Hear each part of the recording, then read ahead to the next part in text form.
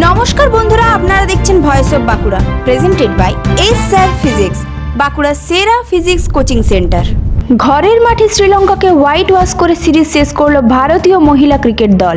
তিরুবনন্তপুরমের greenfield আন্তর্জাতিক স্টেডিয়ামের শেষ টি-20 ম্যাচে 15 রানে জয় পেল টিম ইন্ডিয়া। টসে জিতে প্রথম বল করার সিদ্ধান্ত নেয় শ্রীলঙ্কা। শুরুটা ভালো হয়নি ভারতের। শেফালি ভার্মা মাত্র 5 রানে এবং জি কমলিনী 12 রানে ফিরে যান। হার্লিন দেউলাও থামেন 13 রানে। তবে দলের হাল ধরেন অধিনায়ক হরমনপ্রীত কৌর। দায়িত্বশীল ও আক্রমণাত্মক ব্যাটিংয়ে তিনি খেলেন 43 বলে 68 রানের অনবদ্য ইনিংস।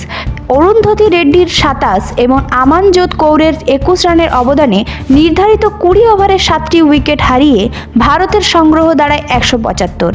জবাবে ব্যাট করতে নেমে শ্রীলঙ্কার ইনিংস অনেকটাই নির্ভর করে দুই ব্যাটের ওপর। ওপেনার হাসিনী পেরেরা করেন 65 রান এবং ইমেসা দুলানি যোগ করে 50 রান। তবে অধিনায়ক চামারি আট্টাপাট্টু সহ বাকিরা ব্যর্থ হওয়ায় রান তারা আর জমেনি।